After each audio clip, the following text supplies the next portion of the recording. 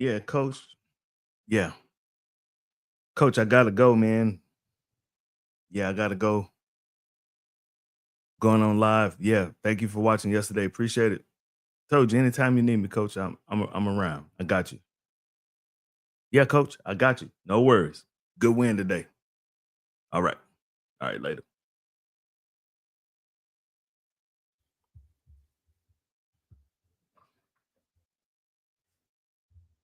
Told y'all they watch Cowboys spit. Here we go! Yeah, here we go! Wait, take Cowboys spit. Throws back of the end zone. There's CeeDee Lamb.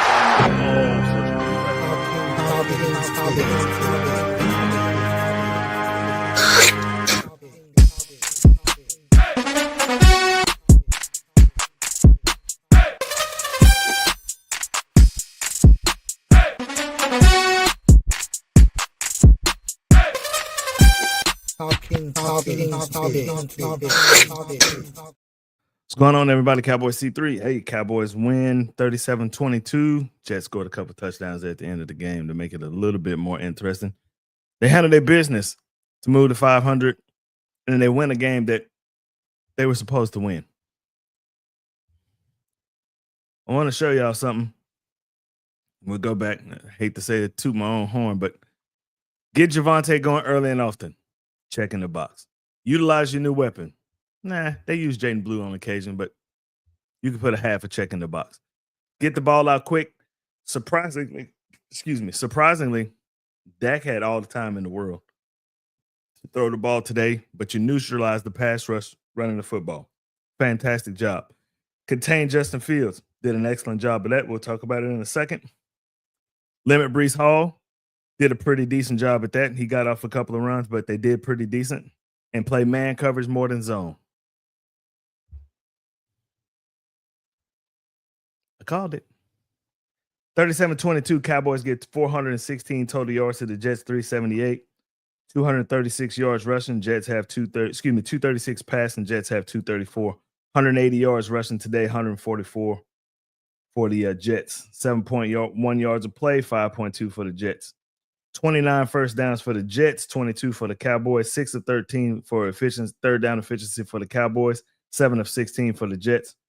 Jets were 1 of 3 on fourth downs, 73 total plays for the Jets to 59 for the Cowboys. Cowboys allowed 1 sack. Jets gave up 5 sacks. And I'll make a point in a minute. Cowboys punted 5 times, Jets punted 4. 11 penalties for 91 yards for the Cowboys, 10 penalties for 61 yards for the Jets. Jets had 1 turnover, time of possession went to the Jets, 34-32 to 25-18 for the Cowboys. Player stats, Cowboys, Dak Prescott very efficient, 18-29 for 237 and 4 touchdowns. Javonte Williams, 16 carries for 135 yards and a touchdown. Dak had 7 carries for 28 yards. Flanoy had 2 carries for 10 yards. Receiving wise, Flanoy had 6 catches for 114 yards, 19 yards per reception. Pickens had 2 catches for 57 yards and a touchdown. Ferguson had 7 catches for 49 yards and a touchdown. And Hunter Lemke had 1 catch for 10 yards. For the Jets, Justin Fields, 32 of 46, 283, 2 touchdowns. It all ended up being pretty good for Fields, but he looked rattled a lot. Breece Hall, 14 carries for 113 yards, 8.1 yards a carry. Justin Fields, 7 carries for 26 yards. Garrett Wilson, 6 catches for 71 yards and a touchdown. Taylor had 9 catches for 67 yards. Breece Hall had 4 catches for 42 yards. Rucker had 4 catches for 29 yards. Reynolds had 3 catches for 29 yards. Davis, the other back, had 3 catches for 27 yards.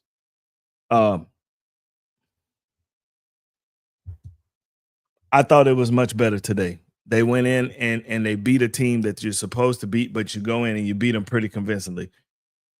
Cowboys kind of backed off of coverage there in the fourth quarter for a little bit, let the Jets at least make it semi-interesting, but for the most part, the entire game they had Justin Fields uncomfortable, didn't let him break the pocket too much, at least without anybody in his face, made him force some balls down the field, had a couple plays where one play Garrett Wilson stuck his hand out and made an excellent one-handed Trayvon Diggs is right in position to make that play, and he's going to run for a long, long time. All around, it just felt better. It never felt like they weren't dominating the game all day. It felt like they dominated the entire game. And that's what you're supposed to do against the Jets. They went in and did exactly what they were supposed to do. And hats off to them. Bud said, okay, yeah, they did it. They did it.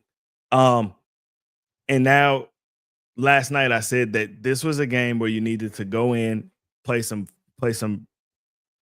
quality football today and build your confidence. I believe they did that. I believe they found a number 3 receiver. I believe Ryan Flores should be your number 3 receiver. When given the opportunity today, he came through. I'm not saying that you just sit Jalen Tolbert on the bench because he will come through and make some plays for you. But if there's obviously some sort of continuity between Flanoy and Dak Prescott, and keep it going, and it'll be a luxury to have a guy that you can count on, especially when CD and George Pickens come back. So if you're playing double safeties and you got over the top, Flanoy would eat in the middle along with Jake Ferguson. Jake Ferguson is quietly having a really, really, really good season. Very good season. And they're doing it. They're doing pretty good. So we won today. You're right. Handled the Jets, went in against a team that you're supposed to beat, and you went in and handled business. Last time the Cowboys played 2 teams they're supposed to beat, they got in an absolute shootout with the Giants, and they got manhandled by the Bears. So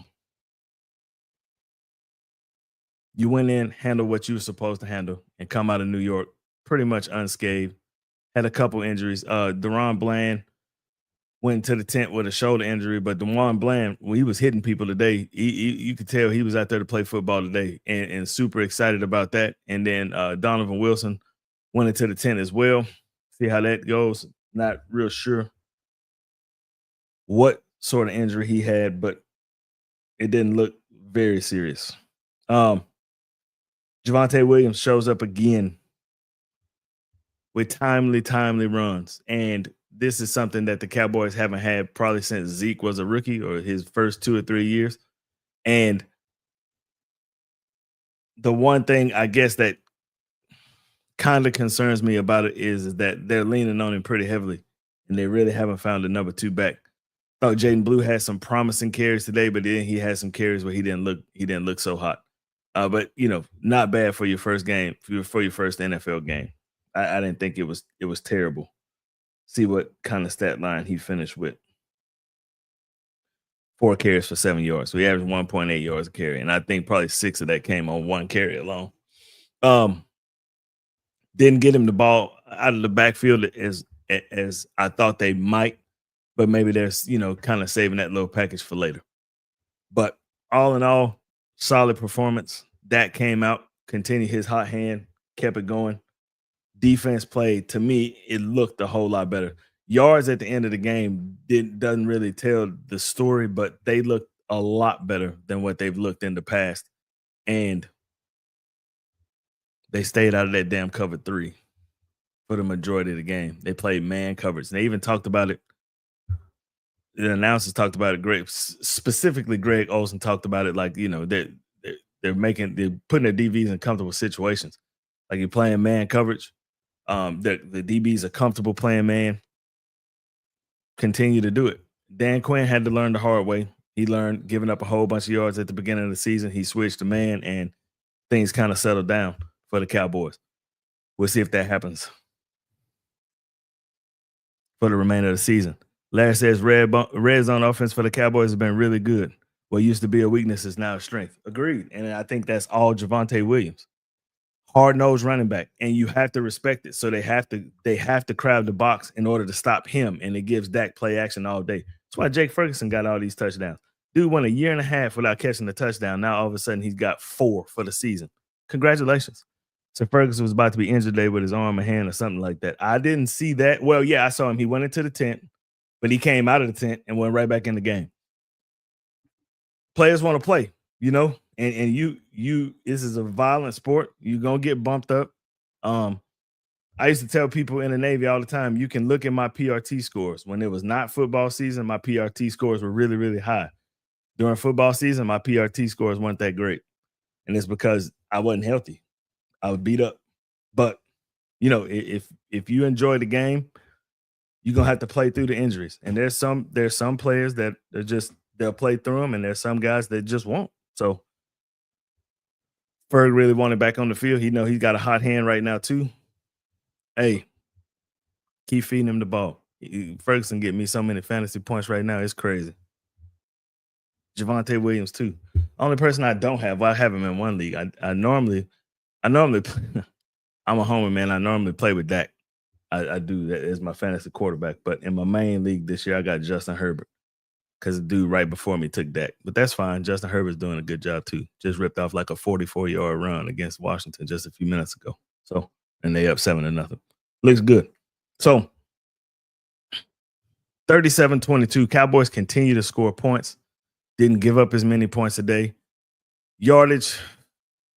Most of Justin Fields' yardage, I feel like, came in the fourth quarter when the Cowboys kind of backed off their coverage and just kind of went into umbrella defense just to kind of keep everything in front of him. And he went to a little quick passing game and picked up some yards for the stat sheet. Don't really like the fact that Breece Hall rushed for 130 yards. That's kind of I think that 113 yards, not 30, 13. But it's not even the yardage that scares me. It's the 8.1 yards per carry. That's a little troublesome. But and another thing that I've been talking to back and forth in my little friend circle, and we all grew up here and we all Cowboy fans. I told everybody that would listen to me that we didn't know if the Cowboys had a pass rush or not. We didn't know it because playing that soft zone, receivers are open so fast, the quarterback's just taking 3-5-step drop. And on the last step, on the third step or the fifth step, he's getting rid of the ball. There's no time for a pass rush to get home. And today, playing man coverage, you saw if receivers are covered, there's cats that'll get after you on this Cowboy defense. You just have to give them an opportunity to get after the quarterback. And they showed you today, Dante Fowler he's going to live back there. Oseo Odigizua had a really good game. These guys can get out. They can get after the ball. Jack Sanborn got injured, entered the concussion protocol. He may be out for a little bit of time. So, but, Cowboy defense looked a lot more.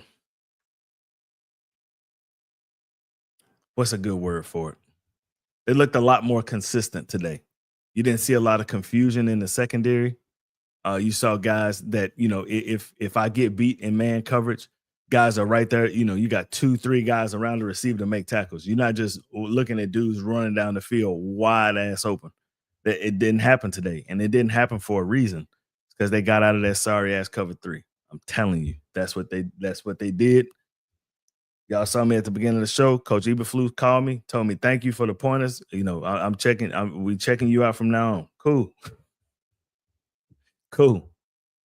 I'm telling you, you just have to. If you have to play in some sort of scheme that is comfortable for the players that you have on your roster, you can't come in and just, unless you come in with a gang of your players that are accustomed to your scheme, you cannot come into a team that has run man defense for the last 5 or 6 years and think that you're just going to back them up in zone with the same players and you're going to be successful at it. It just don't work that way. Now, who knows? He may start getting rid of some of these dudes in the secondary, even though they all getting paid. I don't know who's going to pick up Trayvon Diggs' contract, but he may start picking up guys that are accustomed to his style of play. But I don't know if that's really necessary. I'm not sure. I don't think his secondary, at least on paper, is not that bad. Kyer Elam wasn't trailing behind nobody today. Like, it looked pretty decent in the secondary. Front seven didn't look terrible. Like I said, though, 8.1 yards a carry for Breece Hall. It's a little troublesome, but, a lot of that came on run, too. A lot of it did. So, good win. Good solid win. Good team win. Good team win. Offensively and defensively. You say you want Blake Harvath, Landon Robinson for our Dallas Cowboys NFL draft from the Navy. So that's probably not going to happen because no matter what, any academy athlete has to serve at least 2 years in the military before they can become pro. Unless the team decides to buy out their contract, which there haven't been many players in the recent past that have done that. I think, what was the quarterback's name for Navy? Keenan Reynolds, I think. I think the Ravens did it for him, if I'm not mistaken. But you have to serve 2 years before you can even be picked up by an NFL team. That's the price that you pay for that academy education. So that's probably not going to happen.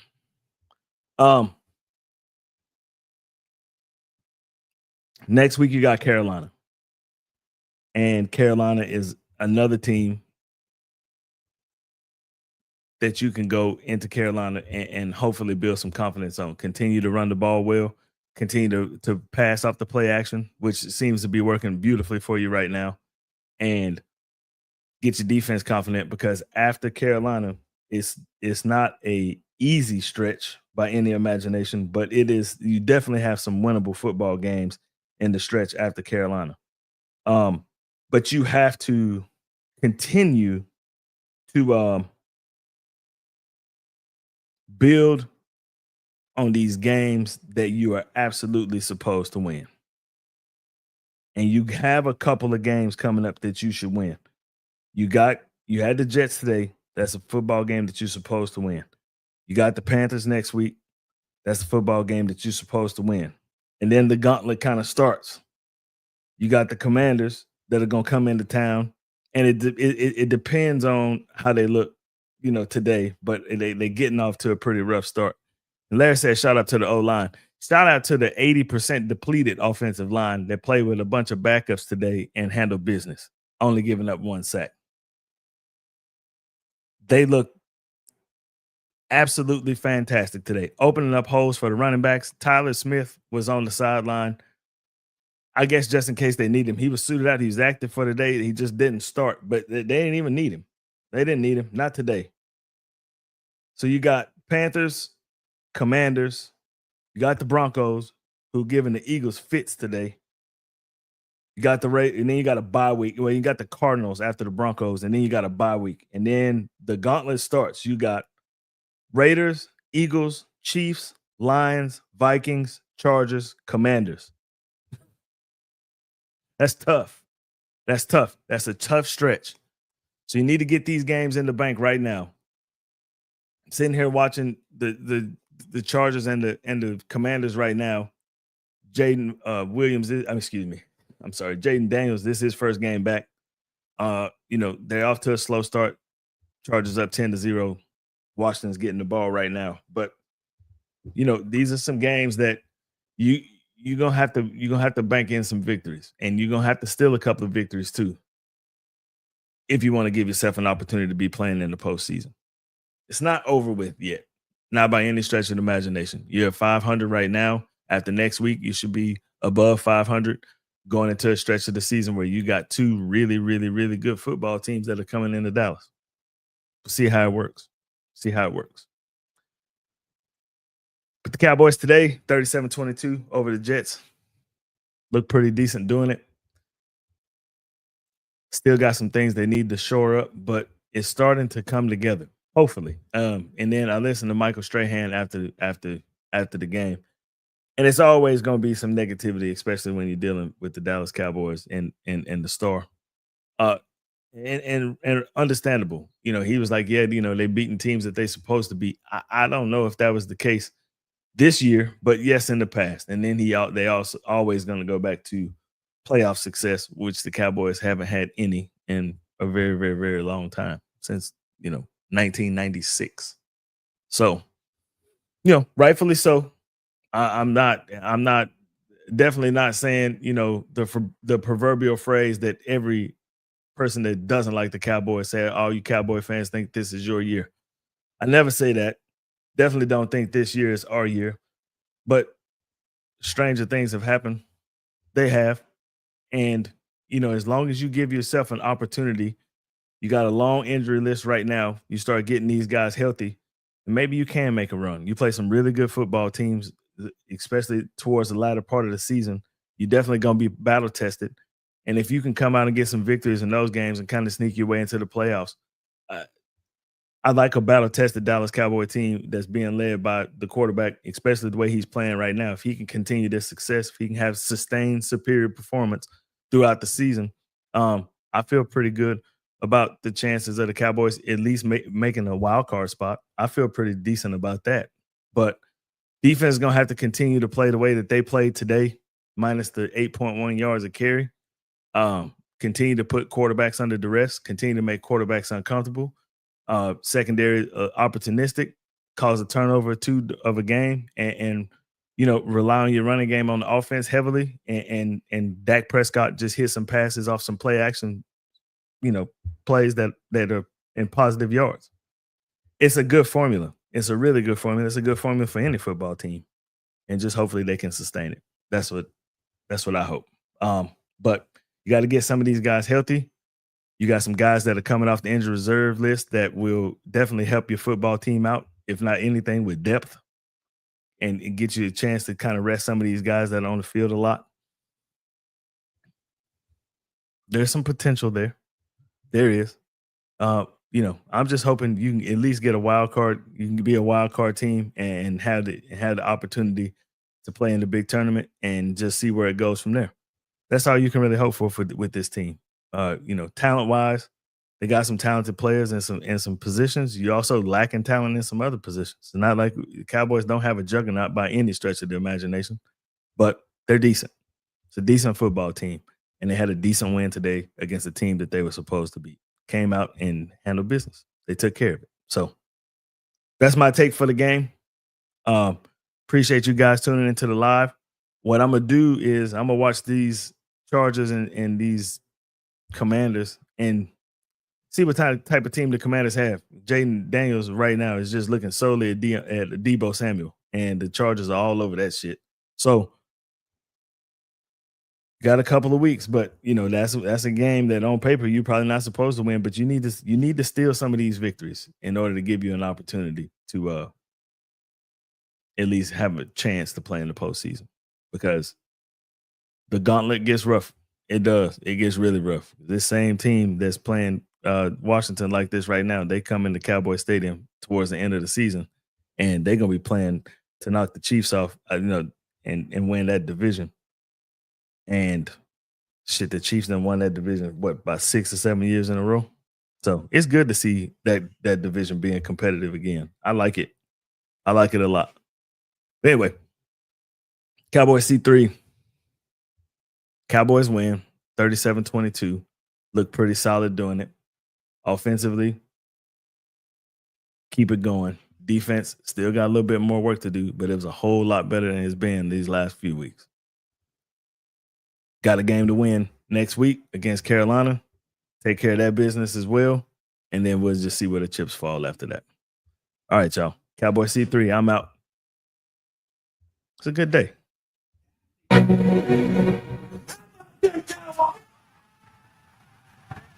See y'all later. Peace.